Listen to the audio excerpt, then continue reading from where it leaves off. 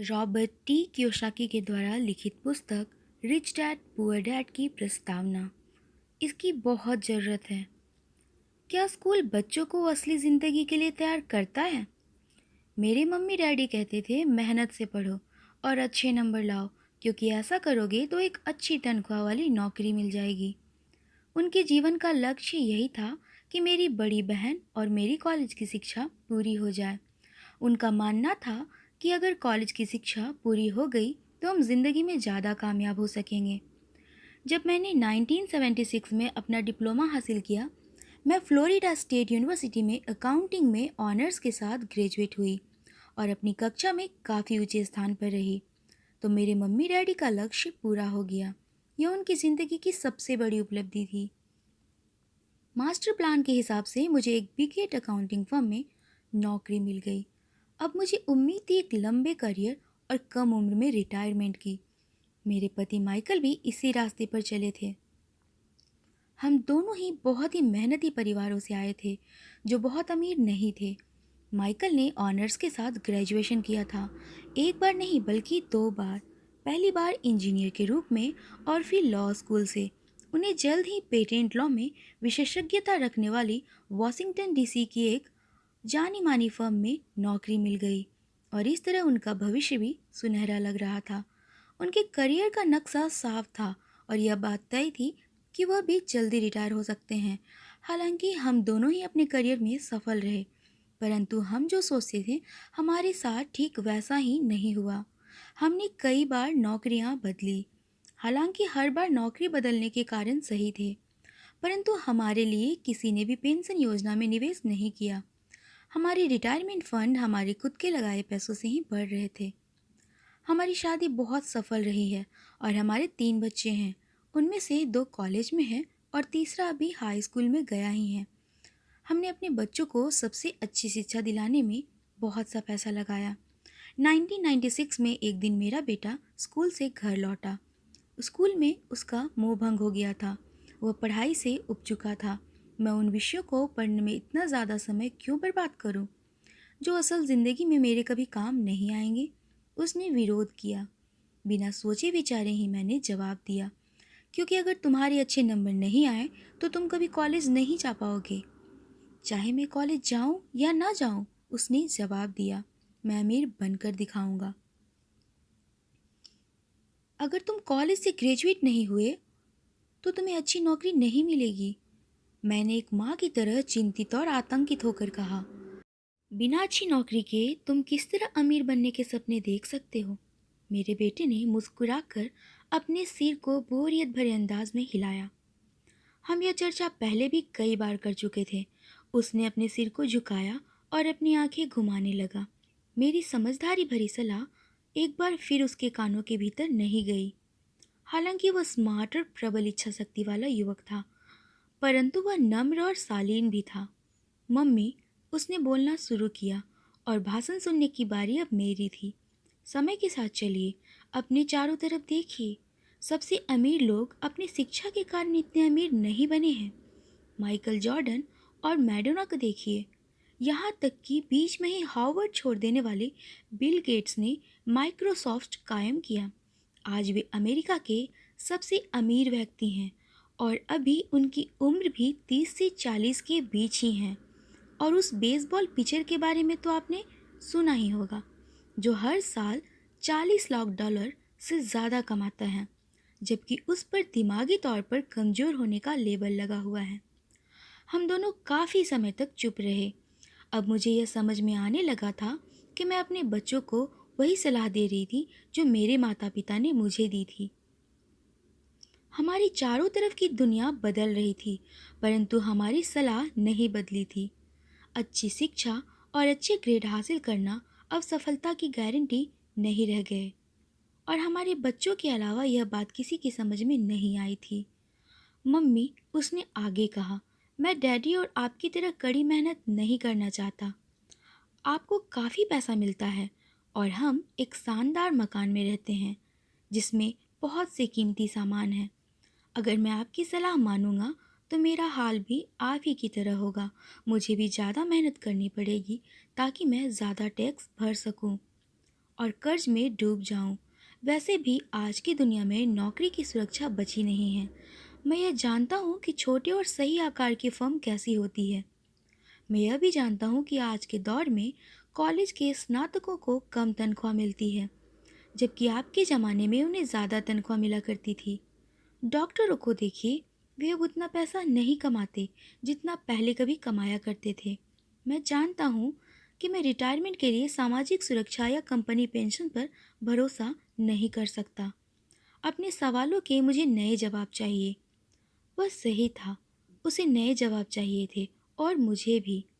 मेरे माता पिता की सलाह उन लोगों के लिए सही हो सकती थी जो 1945 में पैदा हुए थे, पर यह उन लोगों के लिए विनाशकारी साबित हो सकती थी जिन्होंने तेजी से बदल रही दुनिया में जन्म लिया था। अब मैं अपने बच्चों से यह सीधी सी बात नहीं कह सकती थी, स्कूल जाओ, अच्छे ग्रेड हासिल करो और किसी सुरक्षित नौकरी की तलाश करो।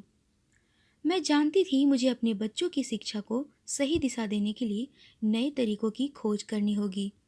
एक माँ और एक अकाउंटेंट होने के नाते मैं इस बात से परेशान थी कि स्कूल में बच्चों को धन संबंधी शिक्षा या वित्तीय शिक्षा नहीं दी जाती थी। हाई स्कूल खत्म होने से पहले ही आज के युवाओं के पास अपना क्रेडिट कार्ड होता है। यह बात अलग है कि उन्होंने कभी धन संबंधी पाठ्यक्रम में भाग नहीं लिया होता है और उन्हें यह भी नहीं पता होता है कि इसे किस तरह निवेश किया जाता है। इस इस बात का ज्ञान तो दूर की बात है कि क्रेडिट कार्ड पर चक्रवृद्धि ब्याज की गणना किस तरह की जाती है। इसी आसान भाषा में कहें तो उन्हें धन संबंधी शिक्षा नहीं मिलती और यह ज्ञान भी नहीं होता कि पैसा किस तरह काम करता है। इस तरह वे उस दुनिया का सामना करने के लिए कभी तैयार नहीं हो पाते जो उनका इंतज़ार कर रही है। एक ऐसी दुनिया जिसमें बचत से ज़्यादा खर्च को महत्व दिया जाता है।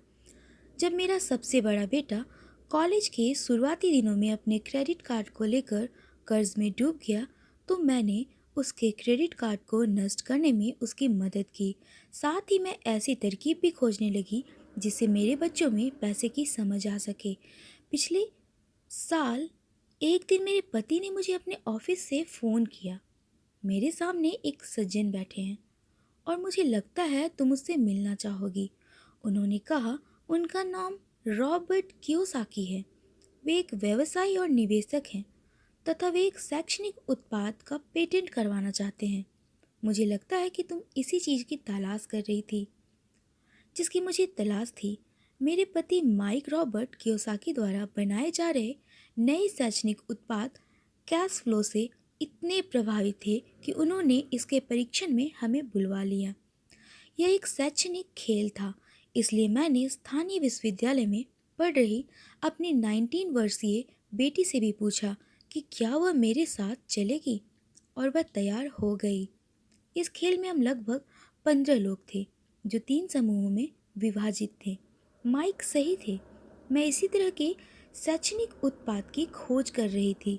यह किसी रंगीन मोनोपोली बोर्ड की तरह लग रहा था जिसके बीच में एक बड़ा सा चूहा था, परंतु मोनोपोली से यह इस तरह अलग था कि इसमें दो रास्ते थे, एक अंदर और दूसरा बाहर।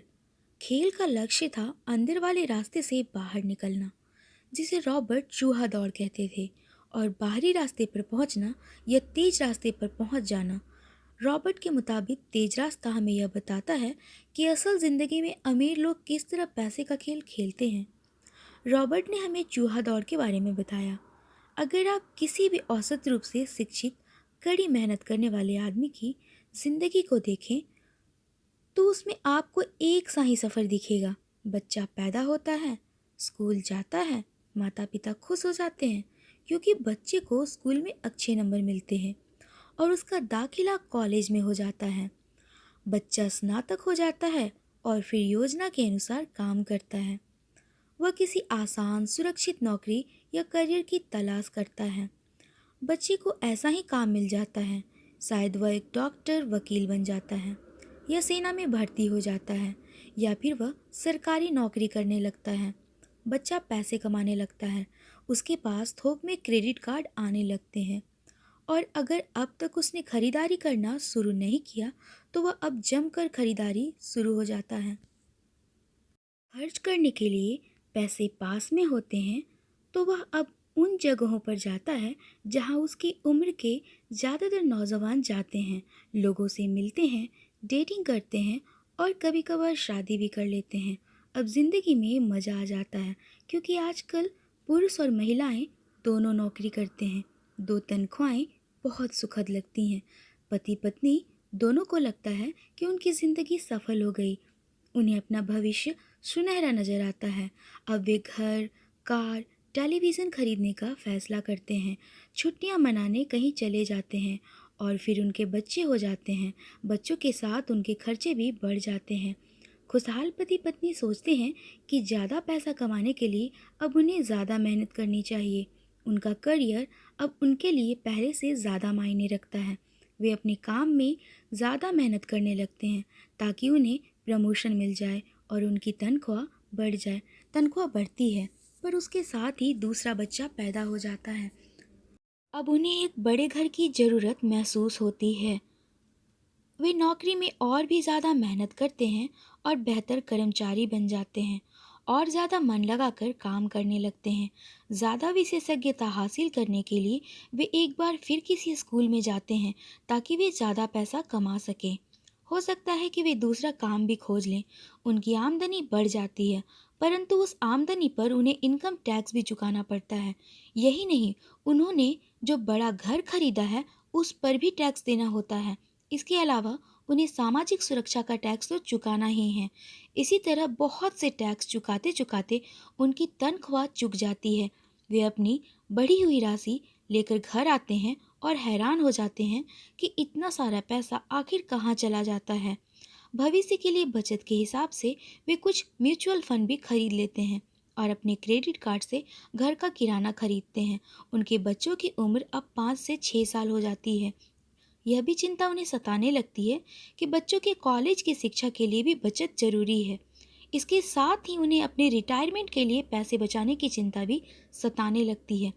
35 साल पहले पैदा हुए यह खुशहाल दंपत्ति अब अपनी नौकरी के बाकी दिन चूहा दौड़ में फंसकर बिताते हैं।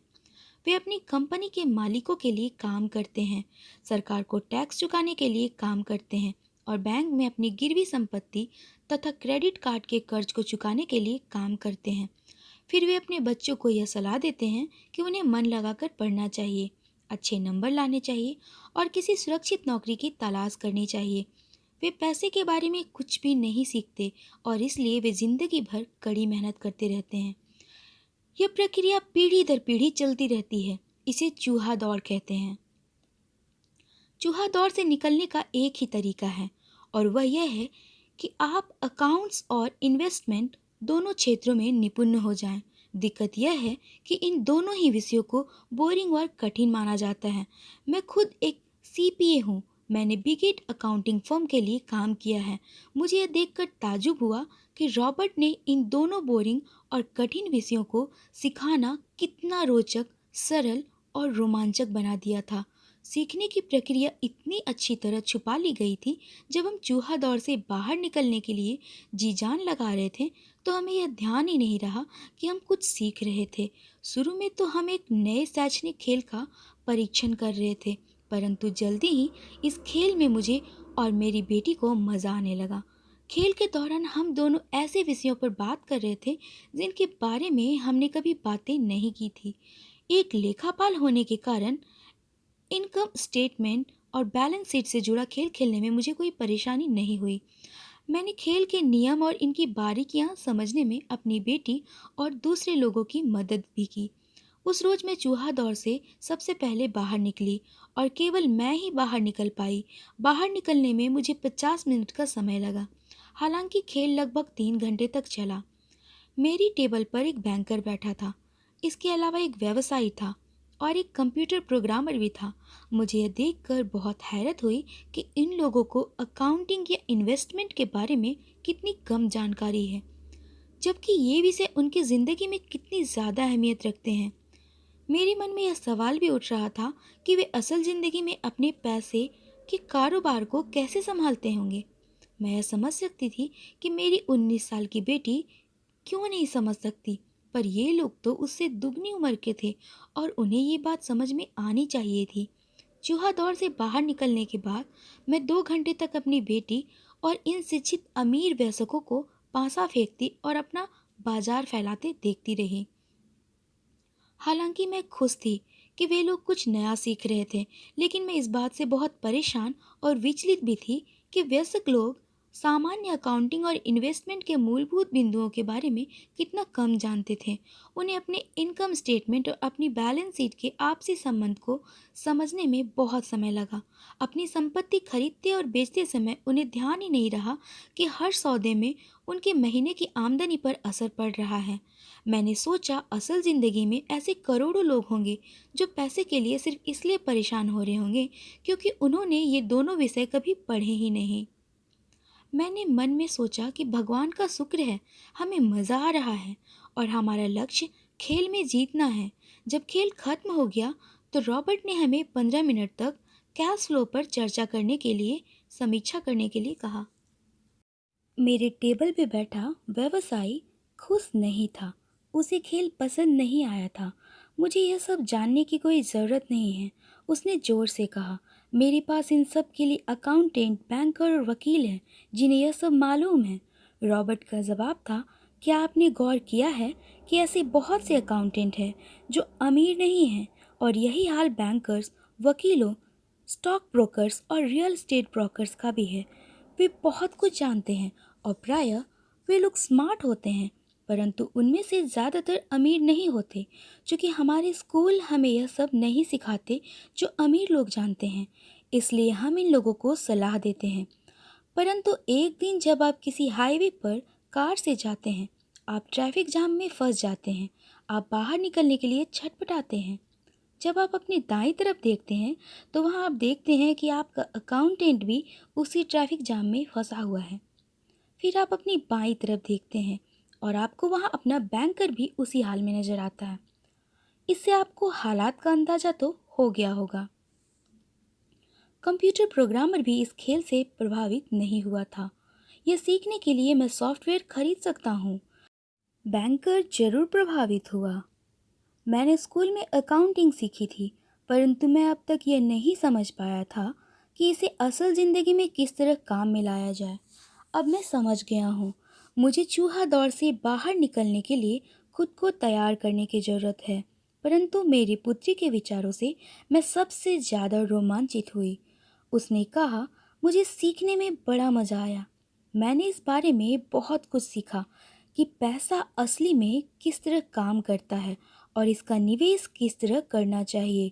फिर उसने आगे कहा, अब मैं जानती हूँ कि मैं अपने काम करने के लिए किस तरह का व्यवसाय चुनूँ, और यह व्यवसाय चुनने का कारण नौकरी की सुरक्षा, उससे मिलने वाले फ़ायदे या तनख्वाह नहीं होंगे।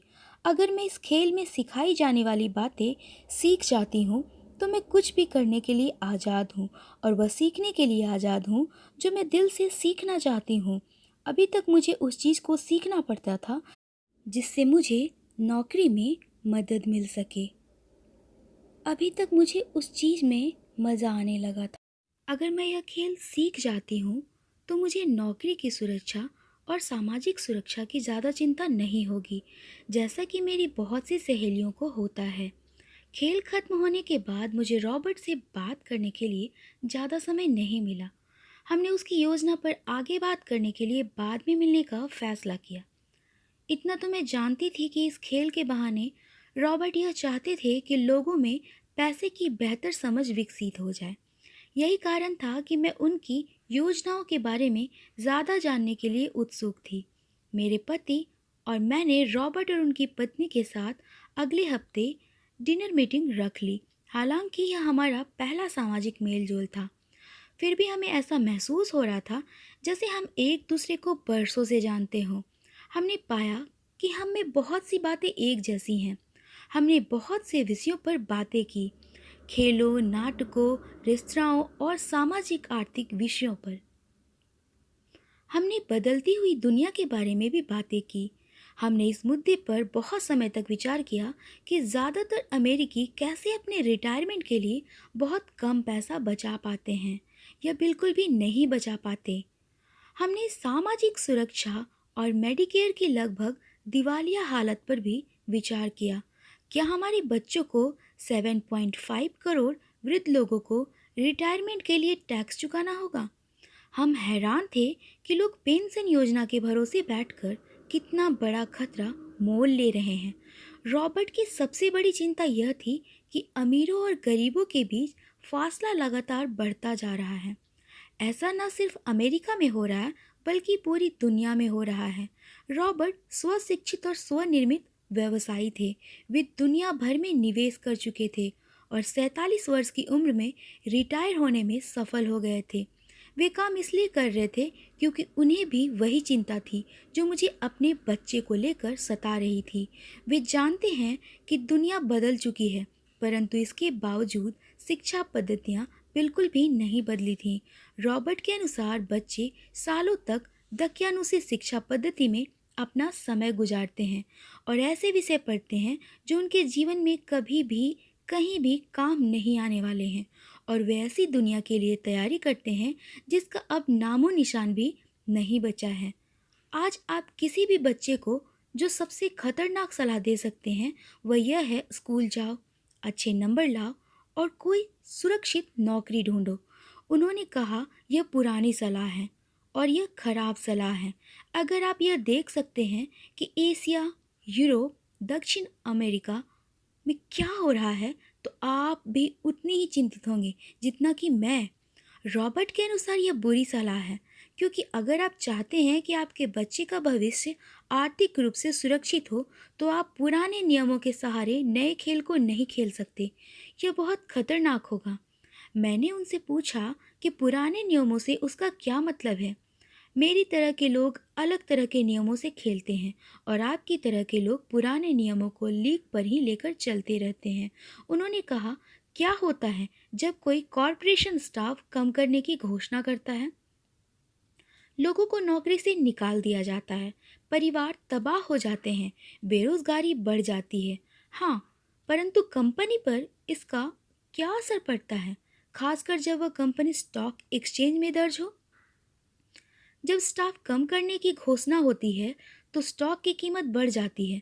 मैंने कहा, जब कंपनी तनख्वाह का खर्च कम करती है तो बाजार इस बात को पसंद करता है, ऐसा चाहे स्टाफ कम करके किया जाए या फिर कंप्यूटर के माध्यम से किया जाए।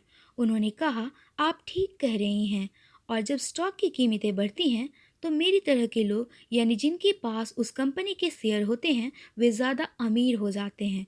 अलग तरह के नियमों से मेरा यही आशय है, कर्मचारी हारते हैं, मालिक और निवेशक जीतते हैं।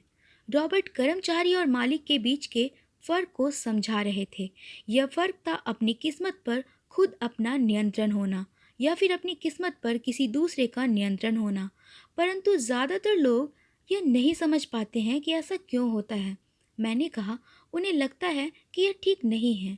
उनका जवाब था, इसलिए तो बच्चों से यह कहना मूर्खता है, अच्छी शिक्षा प्राप्त करो। यह सोचना मूर्खता है कि स्कूलों में दी जा रही शिक्षा से बच्चे उस दुनिया का सामना करने के लिए तैयार हो जाएंगे जिसमें वे कॉलेज के बाद पहुंचने वाले हैं। हर बच्चे को ज़्यादा शिक्षा की ज़रूरत है, एक अलग तरह की शिक्षा की, और उन्हें नए नियमों को जानने की भी ज़रूरत है, अलग तरह के नियमों को जानने की। धन के कुछ नियम होते हैं जिनसे अमीर लोग खेलते हैं और धन के कुछ और नियम होते हैं जिनसे बाकी 95% लोग खेलते हैं, और ये 95% लोग उन नियमों को अपने घर और स्कूल में सीखते हैं। इसलिए आजकल किसी बच्चे से यह कहना खतरनाक है, मन लगाकर पढ़ो और अच्छी नौकरी खोजो। आज बच्चों को अलग तरह की शिक्षा की जरूरत है और आज की शिक्षा नीति उन्हें कुछ मूलभूत बातें सिखा पा रही हैं। इस बात से कोई फर्क नहीं पड़ता कि क्लासरूम में कितने कंप्यूटर रखे हैं या स्कूल कितना पैसा खर्चा कर रहे हैं। जब शिक्षा नीति में वह विषय ही नहीं, तो उसे किस तरह पढ़ाया जा सकता है? अब सवाल यह उठता है कि किस तरह माता पिता अपने बच्चों को वह सिखा सकते हैं जो वे स्कूल में नहीं सीख पाते हैं। आप अपने बच्चों को अकाउंटिंग किस तरह सिखाते हैं? क्या इससे वे बोर नहीं हो जाते हैं? और आप उन्हें किस तरह निवेश करना सिखाएंगे जब एक पालक के रूप में आप खुद निवेश के खतरे से डरते हैं? अपने बच्चों को सुरक्षित जीवन के लिए तैयार करने के बजाय मैंने यह बेहतर समझा कि उन्हें रोमांचक जीवन के लिए तैयार किया जाए। तो आप किस तरीके से किसी बच्चे को धन और उन सभी चीज़ों के बारे में सिखा सकते हैं जिन पर हमने अभी विचार किया है। मैंने रॉबर्ट से पूछा, हम किस तरह इसे माता पिता के लिए आसान बना सकते हैं, खासकर तब जब उन्हें खुद ही इसकी समझ ना हो। उन्होंने कहा, मैंने इस विषय पर एक पुस्तक लिखी है। वह पुस्तक कहाँ है? मेरे कंप्यूटर में। यह वर्षों से वहीं बिखरी पड़ी है। मैं कभी कभार उसमें कुछ बातें जोड़ देता हूँ, परंतु मैं आज तक उसे कभी इकट्ठा नहीं कर पाया। मैंने इस पुस्तक को तब लिखना शुरू किया था जब मेरी पहली पुस्तक बेस्ट सेलर हो गई थी, परंतु मैं अभी तक अपनी नई पुस्तक को पूरा नहीं कर पाया हूँ। यह अभी खंडों में है और वह पुस्तक निश्चित रूप से खंडों में ही थी।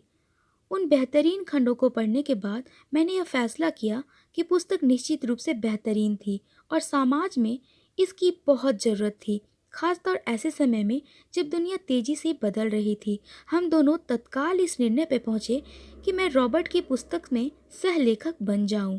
मैंने उनसे पूछा कि उनके विचार से किसी बच्चे को कितनी वित्तीय शिक्षा की ज़रूरत होती है। उन्होंने कहा कि यह बच्चे पर निर्भर करता है। अपने बचपन में उन्होंने यह जान लिया था कि वे अमीर बनना चाहते हैं। उन्हें एक ऐसे पिता स्वरूप व्यक्ति मिल गए थे जो अमीर थे और उनका मार्गदर्शन करने के इच्छुक भी थे। रॉबर्ट का कहना था कि शिक्षा ही सफलता की नींव है। जिस तरह स्कूल में सीखी गई बातें बहुत महत्वपूर्ण होती हैं, उसी तरह धन संबंधी समझ और बोलने की कला भी महत्वपूर्ण होती है। आगे की कहानी रॉबर्ट के दो डैडियों के बारे में है, जिनमें से एक अमीर है और दूसरे गरीब। इनके जरिए रॉबर्ट उन रहस्यों को बताएंगे जो उन्होंने अपने जीवन में सीखे हैं। दोनों डैडियों के बीच का अंतर एक खास बात उजागर करता है। इस पुस्तक को मैंने बढ़ाया है, इसमें कुछ जोड़ा है और घटाया है, इसे व्यवस्थित करने का काम किया है। जो अकाउंटेंट इस पुस्तक को पढ़ें, उनसे मेरा यही अनुरोध है कि वे अपने किताबी ज्ञान को एक तरफ रख दें और अपने दिमाग में रॉबर्ट के सिद्धांतों को घुस जाने दें। हालांकि उनमें से कई सिद्धांत पहली नज़र में गलत लगेंगे, अकाउंट्स के सिद्धांतों की बुनियादी बातों को चुनौती देने लगेंगे, परंतु यह बातें याद रखिए कि वे महत्वपूर्ण दृष्टि देते हैं किस तरह सच्चे निवेशक अपना निवेश के फैसले को विश्लेषण कर सकते हैं। जब हम अपने बच्चों को स्कूल जाने, मेहनत से पढ़ने, अच्छी नौकरी पाने की सलाह देते हैं, तो अक्सर हम ऐसे सांस्कृतिक आदतों के कारण करते हैं। ऐसा करना हमेशा सही चीज़ मानी जाती है। जब मैं रॉबर्ट से मिली तो उनके विचारों ने शुरू में तो मुझे चौंका दिया। दो डैडियों के साथ पले बढ़े रॉबर्ट के सामने अलग अलग लक्ष्य होते थे। उनके पढ़े लिखे डैडी उन्हें कॉरपोरेशन में नौकरी करने की सलाह देते थे। उनके अमीर डैडी उन्हें कॉरपोरेशन का मालिक बनने का सलाह देते थे। दोनों ही कामों में शिक्षा की ज़रूरत थी, परंतु पढ़ाई के विषय बिल्कुल अलग अलग थे। पढ़े लिखे डैडी रॉबर्ट को स्मार्ट बनाने के लिए प्रोत्साहित करते थे। अमीर डैडी रॉबर्ट को यह जानने के लिए प्रोत्साहित करते थे कि किस तरह स्मार्ट लोगों की सेवाएं ली जाती है। दो डैडियों के होने की कई समस्याएं भी पैदा हुई। रॉबर्ट के असली डैडी हवाई राज्य में शिक्षा प्रमुख थे। जब रॉबर्ट 16 साल के हुए तो उन्हें इस बात की कोई खास चिंता नहीं सता रही थी। अगर तुम्हें अच्छे नंबर नहीं मिलते तो तुम्हें कोई अच्छी नौकरी नहीं मिलेगी। वे पहले से जानते थे कि उनके करियर का लक्ष्य था कॉरपोरेशन का मालिक बनना, ना कि उसमें नौकरी करना। सच तो यह है कि अगर हाई स्कूल में समझदार और मेहनती परामर्शदाता नहीं मिला होता तो रॉबर्ट कभी कॉलेज भी नहीं गए होते। वे इस बात को मानते हैं कि वे दौलत कमाने के लिए बेताब थे, परंतु वे आखिरकार मान ही गए कि कॉलेज की शिक्षा से भी उन्हें फ़ायदा हो सकता है। दरअसल इस पुस्तक में दिए गए विचार शायद बहुत से माता पिताओं को क्रांतिकारी और अतिशयोक्तिपूर्ण लगेंगे। कई लोगों को अपने बच्चों को स्कूल में रखने में काफ़ी मेहनत करनी पड़ रही है, परंतु बदलते हुए समय को देखते हुए हमें नए और जोखिम भरे विचारों की तरफ ध्यान देने की ज़रूरत है। अपने बच्चों को कर्मचारी बनाने की सलाह देने का मतलब यह है कि हम उन्हें ज़िंदगी भर अपनी खून पसीने की कमाई से इनकम टैक्स व और भी न जाने कितने टैक्स चुकाने की सलाह देते हैं, और इसके बाद भी पेंशन की कोई गारंटी नहीं होती। और यह सच है कि आज के ज़माने में टैक्स किसी व्यक्ति का सबसे बड़ा खर्च है। हकीकत में ज़्यादातर परिवार तो जनवरी से आधी मई तक सिर्फ अपने टैक्स चुकाने के लिए ही सरकार की नौकरी करते हैं। आज नए विचारों की बहुत ज़रूरत है और यह पुस्तक हमें नए विचार देती है। रॉबर्ट का दावा है कि अमीर लोग अपने बच्चों को अलग तरह की शिक्षा देते हैं। वे अपने बच्चों को घर पर सिखाते हैं, डिनर टेबल पर। हो सकता है कि यह विचार वे ना हो जिन पर आप अपने बच्चों के साथ बातें करते हो, परंतु उन पर नज़र डालने के लिए धन्यवाद। और मैं आपको सलाह देता हूँ कि आप खोज करते रहें। एक माँ, एक सीपीए होने के नाते मैं तो यही सोचती हूँ कि अच्छे नंबर लाना और एक बढ़िया नौकरी पा लेना एक पुराना विचार है। हमें अपने बच्चों को एक नए तरह के विचार देने होंगे। हमें उन्हें अलग तरह की शिक्षा देनी होगी। शायद हम अपने बच्चों को यह सिखाएंगे कि अच्छे कर्मचारी होने के साथ साथ वे अपना खुद का निवेश कॉरपोरेशन भी खोल सकें। दोनों का यह तालमेल बढ़िया रहेगा। एक माँ होने के नाते मुझे उम्मीद है कि यह पुस्तक सभी अभिभावकों के लिए फायदेमंद होगी। रॉबर्ट लोगों को यह बताना चाहते हैं कि कोई भी व्यक्ति अगर ठान ले तो अमीर बन सकता है। अगर आप एक माली या गेट कीपर हैं या पूरी तरह बेरोजगार हैं, तो भी आप में खुद को और अपने परिवार के लोगों को धन संबंधी बातें सिखाने की काबिलियत है। यह याद रखें कि धन संबंधी बुद्धि वह दिमागी तरीका है जिससे हम अपनी धन संबंधी समस्याओं को सुलझाते हैं। आज हम ऐसे विश्वव्यापी तकनीकी परिवर्तनों का सामना कर रहे हैं जिनका सामना हमने आज से पहले कभी नहीं किया। किसी के पास भी जादू की पुड़िया नहीं है, परंतु एक बात तो तय है, ऐसा परिवर्तन हमारे सामने आने वाले हैं जो हमारे यथार्थ से परे हैं। कौन जाने भविष्य हमारे लिए क्या लाता है। पर जो भी हो, हमारे पास दो मूलभूत विकल्प मौजूद हैं। या तो हम सुरक्षा की राह पर चलें या फिर हम स्मार्ट बनकर खुद को धन संबंधी क्षेत्रों में शिक्षित करें और अपने बच्चों में धन संबंधी प्रतिभा को जागृत करें। Rich dad poor dad book की प्रस्तावना यहाँ खत्म होती है। अगली वीडियो में हम चैप्टर 1 स्टार्ट करेंगे। वीडियो अच्छा लगा हो तो like, comment, share and subscribe करना बिल्कुल ना भूलें। Thank you very much.